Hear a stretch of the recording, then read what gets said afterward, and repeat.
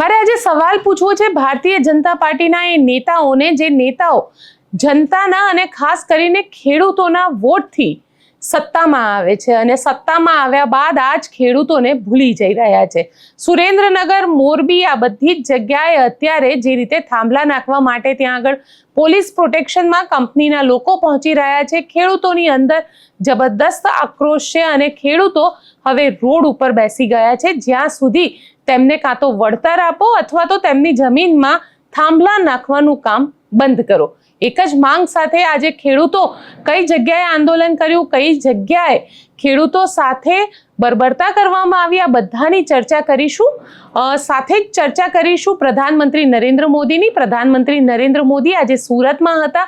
18,778 કરોડ રૂપિયાનું અલગ અલગ વિકાસના જે કામો છે તેનું લોકાર્પણ કર્યું. પરંતુ લોકાર્પણ કરવાની સાથે જ પ્રધાનમંત્રીએ કહી દીધું કે અત્યારે ભારતીય જનતા પાર્ટી જે જીત હાસિલ કરી રહી છે તે જીત એવી જીત છે જે એમના પણ રેકોર્ડ તોડી રહી છે. સાથે જ પ્રધાનમંત્રી, કારણ કે અત્યારે યુદ્ધનો સમય ચાલી રહ્યો છે અને ઈરાન અને ઇઝરાયલ વચ્ચેની જે રીતે યુદ્ધ ચાલી રહ્યું છે, આપણો દેશ કેટલો સુરક્ષિત છે અને આપણા દેશની અંદર એવા કયા હથિયાર છે તેની પણ ત્યાં આગળ સુરતમાં મેક ઇન ઇન્ડિયા પ્રોજેક્ટ તહેત તૈયાર થનારા સુરક્ષા હથિયારો, એટલે કે તોપ હોય કે પછી એન્ટી મિસાઇલ હોય, ડ્રોન હોય, આ બધાનું હવે પરીક્ષણ કર્યું છે તેમને. ત્યાં આગળ તેમના દ્વારા એને જોવામાં આવ્યા, તેનું પ્રોડક્શન ત્યાં થઈ રહ્યું છે. તેની પણ ચર્ચા કરીશું કે કયા કયા હથિયાર જે છે તે તેમને જોયા અને તેનો ઉપયોગ કઈ રીતે થઈ શકે અને કેટલા જે દુશ્મન છે દેશો તેમને નુકસાન કેટલું પહોંચાડી શકે, તેની પણ ચર્ચા કરીશું. નમસ્કાર, હું છું ગોપી ગાંગર અને આપ જોઈ રહ્યા છો નિર્ભય ન્યૂઝ. છેલ્લા લગભગ 15 દિવસથી વધારે સમયથી સુરેન્દ્રનગરના કોટ ગામની અંદર ખેડૂતો આંદોલન કરી રહ્યા હતા. ખેડૂતોના ખેતરની અંદર એક કંપનીના, જે પાવરગ્રીડ કંપની છે તેના લોકો પહોંચી ગયા. જબરદસ્તી ત્યાં થાંભલા નાખવાનું કામ કરવામાં આવી રહ્યું છે. ખેડૂતોની એક જ માંગ છે, કાં તો અમને વળતર આપો અને વળતર પણ કેટલું આપો, જે નિયમ પ્રમાણે બનાવવામાં આવ્યું છે તેટલું વળતર આપો, અથવા તો અમારી જમીનમાંથી નીકળી જાઓ. અમારી જમીનમાં કોઈ પણ પ્રકારનો થાંભલો નથી નાખવાનો. આ ખેડૂતોની વાત છે. પરંતુ જે નેતાઓ ત્યાં આગળ આ ખેડૂતોના વોટના સહારે સત્તામાં આવે છે, એ નેતાઓને આજે સવાલ પૂછવાના છે. કારણ કે રાજુ કરપડા હોય, પ્રકાશ વરમોરા હોય કે અન્ય નેતાઓ હોય, આ નેતાઓ સત્તામાં તો આવી જાય છે, પરંતુ છેલ્લે જ્યારે તેમને ખરેખર ખેડૂતોને યાદ કરવાના હોય છે, ખેડૂતોના હકની વાત કરવાની હોય છે, ખેડૂતોને કઈ રીતે ફાયદો થઈ શકે તેના વિશે ચર્ચા કરવાની હોય છે, ત્યારે આવા જ નેતાઓ અહીંયાથી ગાયબ દેખાઈ રહ્યા છે. આમ આદમી પાર્ટીમાં હતા ત્યારે રાજુ કરપડા ખૂબ બોલતા હતા. રાજુ કરપડા એ હદ સુધી બોલતા હતા કે જ્યારે ત્યાં આગળ કોઈ પણ પ્રકારે ખેડૂતને અન્યાય થાય અથવા તો બોટાદની અંદર કડદાકાંડ થતો હોય તો આવા સમયે પોતે ત્યાં આગળ હાજર રહેતા હતા અને ખેડૂતોને કઈ વસ્તુ એવી થાય કે જેનાથી ખેડૂતોને ફાયદો થાય તેના માટે કામ કરતા હતા અને એટલા જ માટે તેમને ખેડૂતોના મસીહા પણ લોકો કહેતા હતા. પણ ખેર, આ મસીહા અત્યારે ભારતીય જનતા પાર્ટીની પટ્ટી આંખ ઉપર બાંધીને બેઠા છે, કશું જ બોલી નહીં શકે. હા, એમની સાથે જ્યારે મેં વાત કરી હતી ત્યારે એમના દ્વારા કહેવામાં આવ્યું હતું કે તેમને મુખ્યમંત્રીને રજૂઆત કરી દીધી છે કે આ પાવર કંપનીના જે લોકો આવી રહ્યા છે તેની સામે ખેડૂતોને પૂરતું વળતર ચૂકવવામાં આવે. હવે શું આ વળતર જે ચૂકવવામાં આવી રહ્યું છે તે યોગ્ય છે ખરું? ખેડૂતોના કહેવા પ્રમાણે જે નિયમ બનાવવામાં આવ્યો છે, જેની અંદર કલેક્ટર ટેલિગ્રાફી એક્ટ 1885 કલમ નંબર 16/1 ના હુકમ હેઠળ આ કાયદામાં સ્પષ્ટ ઉલ્લેખ છે કે કંપનીએ ખેડૂતોના ખેતરમાં ઓછામાં ઓછું નુકસાન અને વધુમાં વધુ વળતર ચૂકવવાનું આવે છે. આ થાંભલા નાખવા આવનાર કંપની અત્યાર સુધી વળતરની વાત તો કરી જ નથી, કારણ કે જે પણ વળતર આપવાની વાત છે તે સરકારી ચોપડાઓ પ્રમાણે આપવાની વાત છે, જ્યારે જમીનના ભાવ ત્યાં આગળ ખૂબ વધી ગયા છે. આમ જોવા જઈએ તો ઘણા બધા ખેડૂતોનું એવું પણ કહેવું છે કે અમારા ખેતરની અંદર જ્યારે થાંભલા નાખવામાં આવે અથવા તો તાર આપવામાં આવે ત્યારે ખેતરની જે કિંમત હોય છે તે અડધી થઈ જાય છે. એટલે કે જો 30 લાખ રૂપિયા બજાર કિંમત હોય ખેતરની તો તેની કિંમત 15 લાખ રૂપિયા થઈ ગઈ છે. એટલે કે વીઘે 15 લાખનું નુકસાન ખેડૂતને અહીંયા આગળ ભોગવવું પડી રહ્યું છે. એટલે ખેડૂતો પણ આ આખા જે પાવર ગ્રીડની લાઈન નાખવાનો વિરોધ છે એટલા માટે જ કરી રહ્યા છે. ના માત્ર સુરેન્દ્રનગરના કોટ ગામમાં પરંતુ આ ઘટના અલગ અલગ જગ્યાએ પણ થઈ રહી છે. અલગ અલગ જગ્યાએ એટલે કે મોરબીથી શરૂઆત કરીને સુરેન્દ્રનગર ધાંગધ્રા સુધીનો જે આખો પટ્ટો છે, જ્યાં કચ્છથી લાઈન આવી રહી છે, એ બધી જ જગ્યાએ આ સમસ્યા અત્યારે આવી રહી છે. મોટા ભાગે ખેડૂતો અહીંયા વિરોધ કરી રહ્યા છે. ખેડૂતો રોડ વચ્ચે બેસી જાય છે, ખેડૂતો હાઈવેને જામ કરી રહ્યા છે. ઘણી બધી જગ્યાએ તો એવા દ્રશ્ય પણ સામે આવ્યા છે કે જ્યાં આગળ ખેડૂતની અટકાયત કરવા માટે પોલીસ ગઈ અને ખેડૂત બેભાન થઈ ગયા છે. એવા ખેડૂતોને પણ જોર જબરજસ્તીથી પોલીસ ઉપાડીને લઈ જઈ રહી છે. આ દ્રશ્ય પણ સામે આવ્યા અને જે લોકો ત્યાં આગળ છે, જે ખેડૂતો ત્યાં છે, ત્યાં આગળ મહિલાઓ પણ છે. મહિલાઓ પોતાની સાથે બાળકોને પણ લઈને આવી રહી છે, પરંતુ પોલીસની જોર જબરજસ્તી અહીંયા આગળ ખેડૂતો સાથે થઈ રહી છે. હવે આખા મામલે 10 તારીખ સુધીમાં એક અલ્ટિમેટમ આપવામાં આવ્યું છે કે 10 તારીખ સુધીની અંદર જે નોટિફિકેશન આપવામાં આવ્યું છે તેને રદ કરી દેવામાં આવે, નહીં તો ખેડૂતોનું આ આંદોલન છે તે ખૂબ ઉગ્ર બનશે. 15મી જૂને આ ખેડૂતો ટ્રેક્ટર રેલી કરીને ગાંધીનગર સુધી પહોંચશે. આપણે ખેડૂતોને પણ સાંભળી લઈએ, ખેડૂતો આ આખા મામલે શું કહી રહ્યા છે.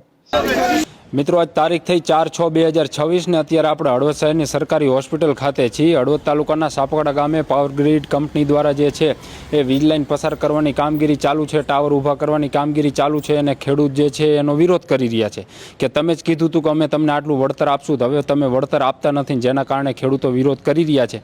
આજે પણ 200 જેટલા ખેડૂતો છે એ વિરોધ કરી રહ્યા હતા. એ સમયે પોલીસે તેઓને અટકાયા, જેમાંના એક ખેડૂત છે એ બેભાન થઈ ગયા, જેથી એને સારવાર માટે 108ની મદદથી અત્યારે હળવદ ની સરકારી હોસ્પિટલ ખાતે લઈ આવવામાં આવ્યા છે. આ ખેડૂતનો દીકરો છે આપણી સાથે છે, એની સાથે થોડીક વાત કરી. શું તમારું નામ? મારું નામ ચાવડા મયુર વાસુદેવભાઈ છે. મયુરભાઈ, શું બન્યું હતું આજે? એને લઈને થોડીક પહેલા વાત કરજો. આજે પોલીસવાળા આવ્યા હતા અને પહેલાં કે થાંભો ઓલું કરવું, સામાન નાખવા આવ્યા હતા આજે. તો સામાન કે ખેડૂત કે નથી નાખવા દેવો, તો એમને પરવાનગી વગર અંદર કરી ગયા છે ને બધું તોડી નાખ્યું છે, મગફળી બધું જ, અને વળતર કંઈ આપ્યું નથી. 35 લાખનું બિલ બન્યું છે અને તો બી કંઈ વળતર આપ્યું નથી. અને કેદુના એમ કહે છે કે અમે આપીશું, હજી કંઈ વળતર આપ્યું નથી. કીધું 35 લાખનું બિલ બન્યું છે. તમારા પપ્પાનું નામ શું, જેની અત્યારે હળવદ સરકારી હોસ્પિટલમાં સારવાર ચાલુ, એમનું નામ શું? પપ્પાનું નામ ચાવડા વાસુદેવભાઈ મનજીભાઈ છે.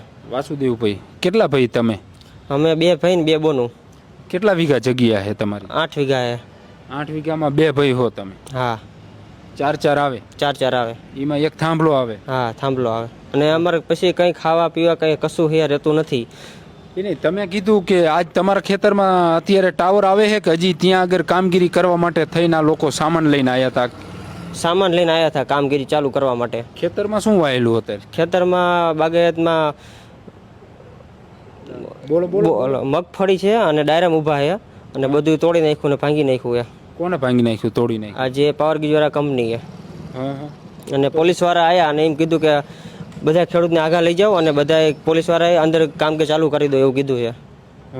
તો અત્યારે કામગીરી ચાલુ કે બંધ? અત્યારે ચાલુ કરી દીધી અમને અત્યારે મારા પપ્પાને હોસ્પિટલ લાવ્યા. અને એમને શું થયું હતું ત્યાં? એમને ત્યાં કપડાં તોડી નાખ્યા, સાતિયા માર્યું અને બધું તોડી નાખ્યું છે. કોને માર્યું? કપડાં કોને તોડી નાખ્યા? પોલીસવાળાએ બધા જ. કેમ એવું કર્યું? વિરોધ કરવા ગયા હતા કે આડા હોઈ ગયા હતા કે એવું હતું કંઈ? એના વાહનો આવતા તેમાં વિરોધ કરવા ગયા હતા અને અમારે કામ કરવા નહોતું દેવાનું. અને પોલીસવાળાને જબરજસ્તી કામ કરવું છે અમારા ખેતરમાં અને અમે વિરોધ કરતા હતા. તમે કીધું 35 લાખ રૂપિયાનું બિલ બને છે, એ સામાન લઈને આવ્યા હતા, તો અત્યારે તમારી શું માંગ છે? અમારે તો કામ તો કરવા જ દેવું, અમારે ના નથી, પણ વળતર અમને પૂરતું આપી દે છે, નુકસાન કરે એ, એટલે અમે બધું કરવા દઈશું કામ એમને. તો એમાં શું બાબ કહે છે? કારણ કે તમે તો અહીંયા હાજર રહીશો, કંપનીવાળાને એની હારે વાત થઈ કે કંપનીવાળાને વાત થતી જ નથી તમારે? કંપનીવાળા ડાયરેક્ટ પોલીસવાળાને અમને આગળ કરે, અમને ખેડૂતને સામે કરી દે. અને કંપનીવાળા તો કંઈ કહેતા નથી. કારણ કે અત્યારે અહીંયા હોસ્પિટલમાં બેભાન અવસ્થા જેવી સ્થિતિમાં ને એવી વાત કરતા હતા કે અહીંયા પોલીસ નહીં આવી જાય ને અહીંયા પોલીસ નહીં આવી જાય ને, એટલે આમ એવી બીક ગરી ગઈ. પપ્પાને મગજમાં બીક ગરી ગઈ કે પોલીસવાળા આવશે મારશે તો. તમારું નામ? મારું નામ રાકેશભાઈ મનસુખભાઈ. મારા કાકા થાય. તમારા ખેતરમાં આવે કંઈ ટાવર? મારા ખેતરમાં ખાલી તાર આવે છે. મારા કાકા થાય. એમને પહેલાં આપણે પોલીસવાળા આવીને વ્યાસ સાહેબે એમ કીધું કે બધા ખેડૂતને આગળ લઈ લો અને ગાડીમાં બેવરાઈ દો. અમારા કાકાની બધાને ગાડીમાં બેવરાય ને એમાં ગરમી ચડી ગઈ, ઢળીને લઈ ગયા ને એમાં કપડાને એવું ફાડી નાખ્યું, શર્ટ ફાડી નાખ્યો, લીઝોટિયા કરી નાખ્યા છે. એમાંથી આ ગરમી ચડી ગઈ ને પછી 108ને ફોન કર્યો તો 108 તરત આવી હળવદ. એને એક બીજો અમે વિડીયો જોયો એમાં પડ્યા હે ને પછી છોકરામને કંઈક છાતીએ લગાડે હે ને એ આર્ય જ ખેડૂત હતા કે એ પાછા બીજા હતા? ના, આ જ ખેડૂત હતા. તો મિત્રો આ 2 દિવસ પહેલા પણ તમારા જ ગામના ખેડૂત કંઈક પ્રાંત અધિકારીની કચેરીએ ગયા હતા અને પડી ગયા હતા, એટલે એક બાજુ તડકો ને એક બાજુ ટેન્શન ને ઉપરથી આ બધું એટલે લાગી આવે મગજમાં. એ મારા કાકા જ તે, એ આમના ભાઈ, એ બે ભાઈમાં જ આવે થાંભલો. એ ભાઈને ગરમી જ ચડી ગઈ હતી. એ ભાઈને અહીંયા મોરબી સરકારી દવાખાનામાં સિવિલમાં લઈ ગયા હતા. અહીંયા સારું આપી દીધી ને રજા? એમને આપી દીધી કાલે. તો આ બધી પરિસ્થિતિ છે, કારણ કે એક તો તાપમાન પણ અત્યારે હાઈ ડિગ્રીએ પહોંચી ગયું છે, તેની સાથે ખેડૂતો પણ સતત ટેન્શનમાં છે. અને એક જ વાતનો વિચાર છે કે 8 વીઘા જગ્યા છે, 8 વીઘામાં જો ટાવર આવી જશે તો એમાં 1.25 વીઘા જેટલી જગ્યા કપાઈ જાય છે અને વળતર જે છે કીધું છે તો પછી કેમ દેતા નથી, એટલે ખેડૂતોને પણ એવી શંકા છે કદાચ કામ કરીને વહી જાય ને વળતર ન દે તો આપણે શું કરીશું. અને આ બધી પરિસ્થિતિ વચ્ચે ખેડૂત પણ સતત ચિંતિત છે. ઉપર તડકો છે, આખો દિવસ હવે ખેતી કરવી કે પછી આ તંત્ર જે આવે છે કે પાવર ગ્રીડના જે કંઈ લોકો આવે છે તો એની સામે લડવું. અને લડતા લડતા ખેડૂતો હવે બેભાન જે છે મિત્રો એ થઈ રહ્યા છે, કારણ કે સાપકડા ગામમાં પ્રશ્ન એ છે કે વળતર ખેડૂતો એવું નથી કહેતા કે અમને વધારે આપો, પરંતુ જે પાવર ગ્રીડ કે જે વળતરનું કીધું છે એ નથી આપવું. મારું નામ વાસુદેવભાઈ ચાવડા. શું બન્યું તું આજ તમારી યારે? આજે અમે પાવર ગ્રીડના સાહેબો આવ્યા, અમે એમ જ કીધું કે અમારું વળતર અમને 40% થાંભલાનું આપી દો, તો કે એ તમને અમારી રીતે મળી જશે, અમને દેવામાં અમારી રીતે દેશું. સાહેબ આવ્યા ને એ તો એનેથી કાંઈ થયું નહીં. પછી પીએસઆઈ આપણે ઓલા પીઆઈ ને એ બધા આવીને ધમકાવી અને મને ઉપાડી અને ગરમી ચડી ગઈ. પછી કોને માર્યો મને એ ખબર નથી રહી. એટલે માર્યું તું કોઈએ? મને આ કોઈ બાજોડિયા પર્યા છાતીમાં. પછી મને હે ને હૃદયમાં થોડીક તકલીફ છે એટલે થઈ જાય છે એવું ને ગરમી ચડી જાય. મારે સિવિલ હોસ્પિટલમાં ચાલુ દવા છે. મારા દીકરાને ઓપરેશન 2 કરાયા. મને બહુ ચિંતા થાય છે અને આવડા પોલીસવાળા અમને બહુ ધમકાવે છે. મારા ભાઈ વિનેશને ઉપાડીને 4 પગે એને વિડીયો હોય તો એમાં નાખજો. 4 પગે ઉપાડીને ઢસડીને આવી રીતે અમને ધમકાવે. બહુ બીક લાગે. પોલીસવાળા અહીંયા છે નહીં ને? ના, અહીંયા કોઈ નથી, અહીંયા ડૉક્ટર જ છે. મને મારવાની બીક બહુ લાગે છે. મને આ કોને આવું કર્યું એ ખબર રહી નથી. મને ગાડીમાં બેહર્યો એટલી ખબર હતી, પછી કાંઈ ખબર નથી રહી. કોને ગાડીમાં બેહરાય તમને? પોલીસવાળા પીઆઈ એવડા એ ઢસડીને અમને 2 ભાઈઓને ઉપાડે એટલી ખબર છે. પછી મને ઉલટી થવા પડી અને હૃદયની મને દવા થોડીક ચાલુ છે, પણ 12 મહિનાથી દવા મેં લીધી નથી સાહેબ. એવું થાય. અત્યારે શું થાય કાકા? અત્યારે આમ ગભરામણ થાય અને વાઇબ્રેટર થાય એટલે આંગળા આર્યા ને એ સીધા થતા નથી. આ રાહત દવા આવી તો કંઈક હવે રાહત મળી. મિત્રો તમે આ ખેડૂતને સાંભળ્યા, ત્યાર પછી અમે ડૉક્ટર સાથે વાત કરી. જો કે કહી રહ્યા છે કે બાઇટ અમે ન આપી શકી, પરંતુ એમનું કહેવાનું એ થયું કે આ પેશન્ટ જે છે એ બોલાચાલીને થોડી ઝપાઝપીને થઈ હોય એના કારણે જે છે એમનું બીપી લો થઈ ગયું છે. તેની સાથે છાતીમાં એમને દુખાવો થઈ રહ્યો છે અને અહીં જે છે એ પ્રાથમિક સારવાર હળવદ સરકારી હોસ્પિટલમાં આપવામાં આવી છે. એમડી ડૉક્ટરની સલાહ લીધી એટલે એમનું કહેવાનું એ થાય છે કે આને વધુ સારવાર માટે આ ખેડૂતને અત્યારે મોરબી જે છે એ રિફર કરવામાં આવી રહ્યા છે. આભાર મિત્રો. ભાગી કેમ જાવ ભાઈ મારે ઉભો રહેજે ભાઈ. સહમતી નથી મારી સાહેબ, મારી સહમતી નથી કંપની વાળા સાથે. બરોબર, મારી સહમતી નથી. સાહેબ હોય તો સાહેબ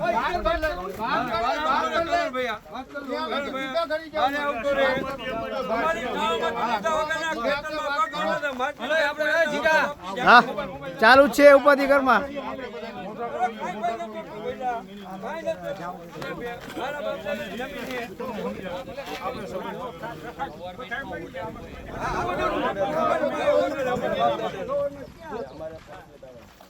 હા ભલે ભલે આવ્યો સાહેબ, ભલે આવ્યા, ભલે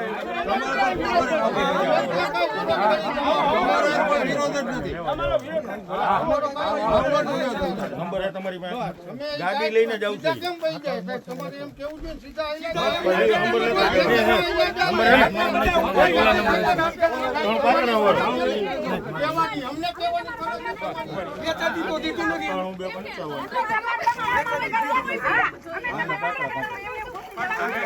માટે આ પૈડી છે, હવે શું કામ ના પાડો? કોને આ પડી? કેને આ પડી? કોઈ નથી પૈડી, કેને આ પડી? કોઈ નથી પૈડી. ક્યાં લેખિતમાં બતાવો, હા પાડી હોય તો લેખિતમાં બતાવો.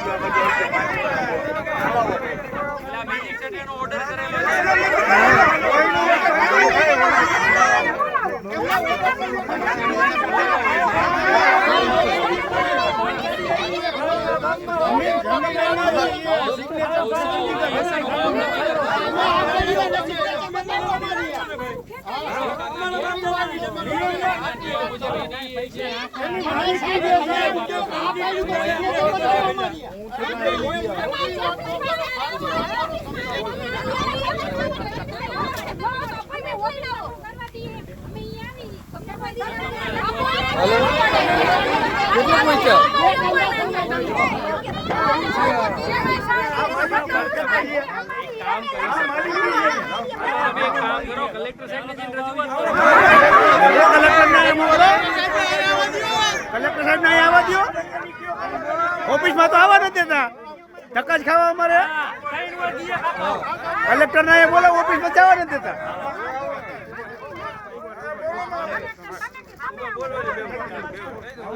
સાંભળો હવે.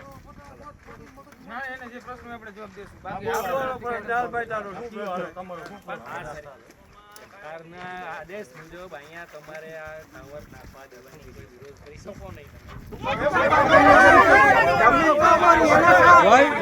એક ગામ બોલો, એક ગામ કે ઓવર ગામમાં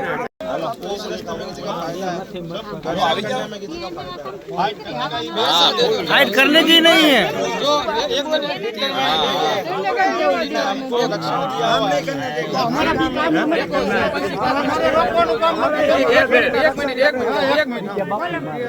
आपका अमेरिका में केस है, उधर 1.72 लाख देने के लिए पैसा है, किसानों को क्यों नहीं करे कोई पैसा देने? इंडिया में की बात करें. अरे तो इंडिया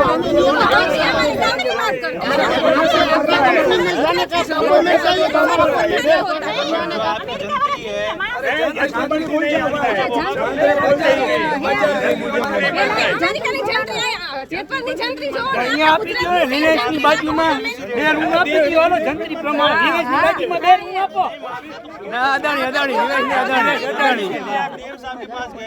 તમારી કંપનીમાં જાઓ માટે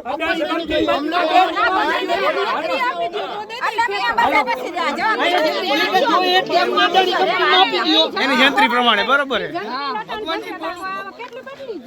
3 લાખ લખે દઈ દો ને, શું વાંધો? હાલો તમે મોબાઈલમાંથી કરો, દઈ દો ને વીઘાના 3 લાખ લખે. કંપની को बोलो ले ले. मालिकी के नहीं, मालिकी के नहीं, आपको जाना पड़ेगा.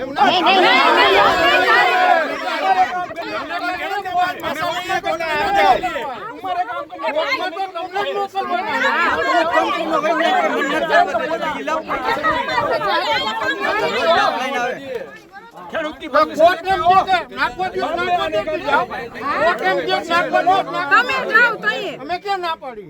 देखो, जो टेंडर प्रक्रिया होता है उससे पहले आरएफपी होता है केंद्र सरकार में, ठीक है. उसमें कट टू क्लियर लिखा होता है, फार्मर को पूरा कंपनसेशन देना है अकॉर्डिंग टीएसपी. जो भी टीएसपी टेंडर जीता है उसको देने का होता है. ये टेंडर आप जीते, आपका प्रोजेक्ट है, पूरा कंपनसेशन देने की जवाबदारी आपकी है. गुजरात सरकार भी अपनी तिजोरी से भी नहीं देगा, केंद्र सरकार भी नहीं देगी. आपको उधर अमेरिका में 1.72 लाख देना है तो दे दो, आपके पास पड़ा है अंबानी के पास. अरे नहीं, वो छोड़ दो. 10 डी के हिसाब से नहीं नहीं तो भाई कर्मचारी हो, आप तो जंत्री के हिसाब से एग्रीमेंट करो. अरे रुको ना, जंत्री के हिसाब से अदानी पोर्ट पे जितनी जमीन है सब हमको खरीदनी है. चलो लगवा दो. जंत्री के हिसाब से जितनी है सब ले लेंगे. चलो बोलो कंपनी को बोलो.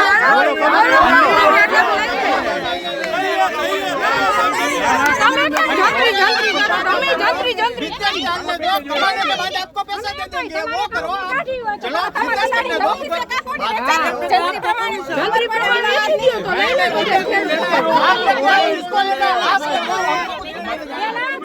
हम यहाँ से कहीं नहीं जाएंगे, आपको जहाँ जाना चाहिए.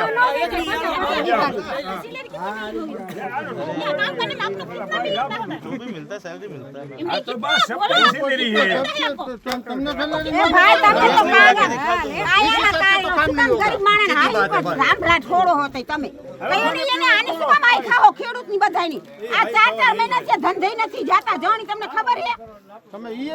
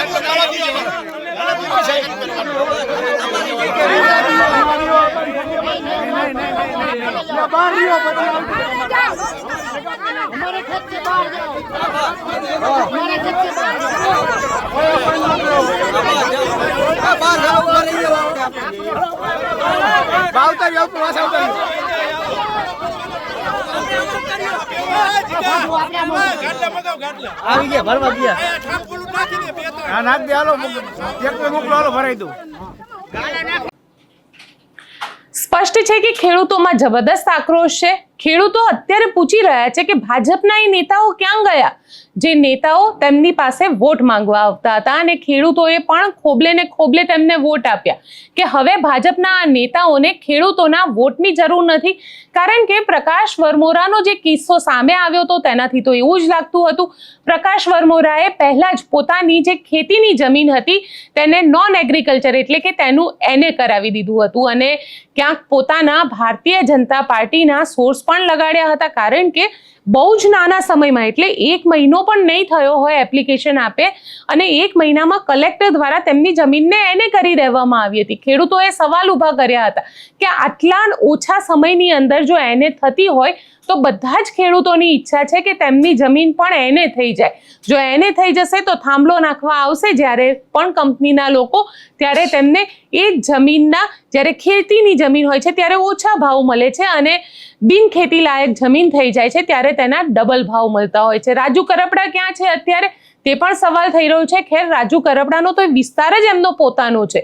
એ મોરબીથી શરૂ કરીને સુરેન્દ્રનગર વાળો જે પટ્ટો છે એ આખા પટ્ટે રાજુ કરપડા એક સમયે ખૂબ આંદોલન કરતા હતા, ખેડૂતો માટે સતત મહેનત કરી રહ્યા હતા અને ખેડૂતોની અંદર ક્યાંક ને ક્યાંક આજે એક આક્રોશ પણ છે કે ક્યાં છે રાજુ કરપડા.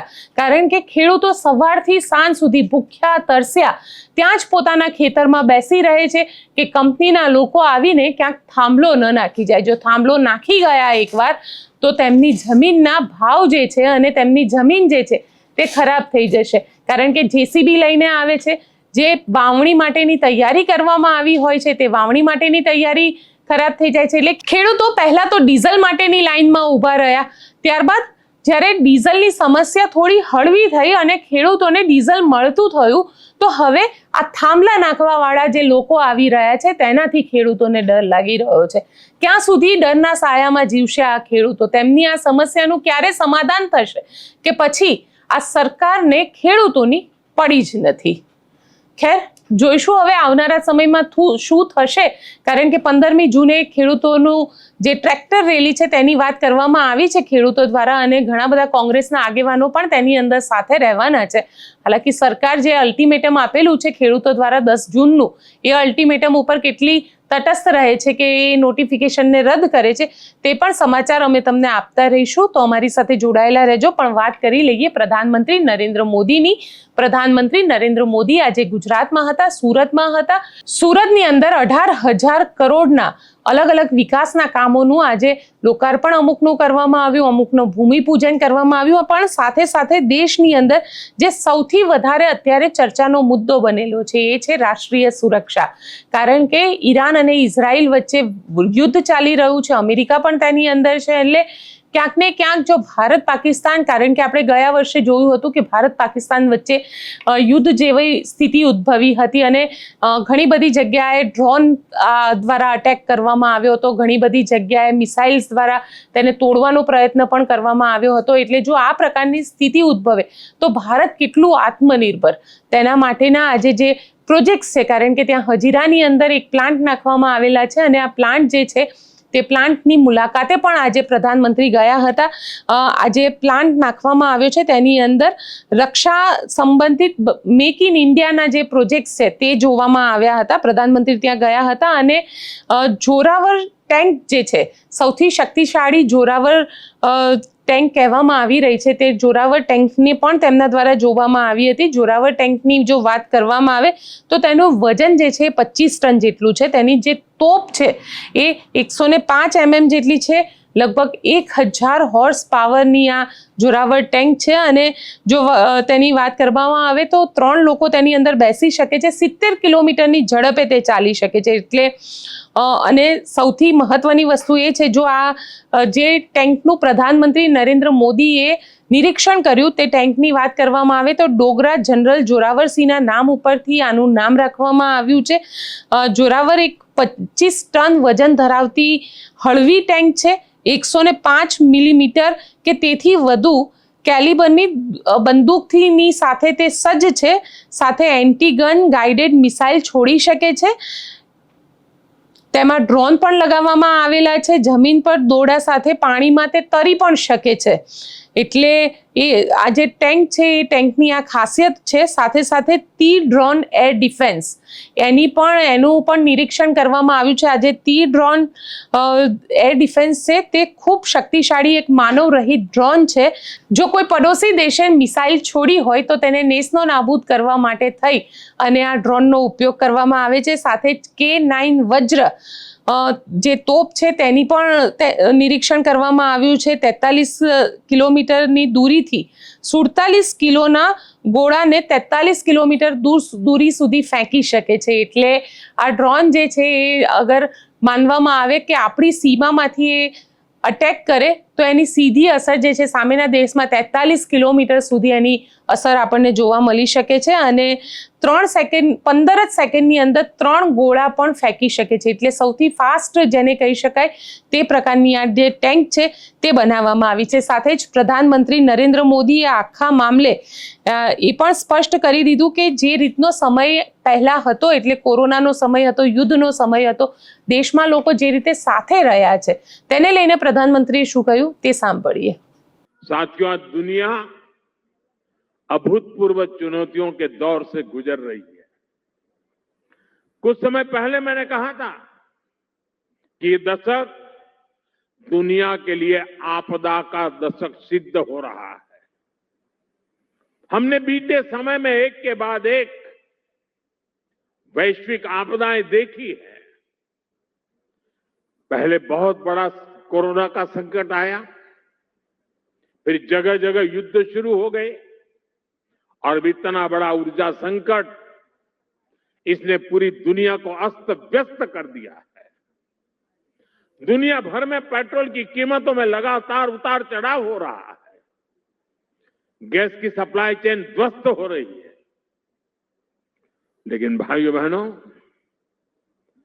मुझे बहुत संतोष है कि 140 करोड़ भारतीयों के साझा प्रयासों से देश ऐसे हर संकट का मजबूती से मुकाबला कर रहा है. પ્રધાનમંત્રી નરેન્દ્ર મોદી અહીંયા સ્પષ્ટ કરી દીધું કે દેશ દરેક સંકટનો સામનો મજબૂતીથી કરી રહ્યું છે. કારણ કે પહેલા કોરોના આવ્યો, કોરોના બાદ જે રીતની સ્થિતિ ભારત પાકિસ્તાનના સંબંધોમાં ઉદ્ભવી અને અત્યારે ઈરાન અને ઇઝરાયલના યુદ્ધની વચ્ચે આપણને પેટ્રોલ ડીઝલનું સંકટ પણ ઉદ્ભવેલું છે. પહેલા જ પ્રધાનમંત્રીએ કહ્યું છે કે પેટ્રોલ ડીઝલનો ઉપયોગ ઓછો કરવામાં આવે, એમાં ક્યાંક આપણી બની શકે તો એને બચાવવામાં આવે. કારણ કે જે સ્થિતિ અત્યારે ઉદ્ભવેલી છે તેમાં પેટ્રોલ અને ડીઝલનો સ્ટોક પણ ધીરે ધીરે ઘટી શકે છે. આવી સંભાવનાઓ વ્યક્ત કરવામાં આવેલી છે. તો આજના રિપોર્ટને લઈને આપ શું કહેશો મને કોમેન્ટ બોક્સમાં ચોક્કસથી લખીને જણાવજો અને અમારી ચેનલ નિર્ભય ન્યૂઝને લાઇક, શેર અને સબસ્ક્રાઇબ કરવાનું ભૂલશો નહીં. આભાર.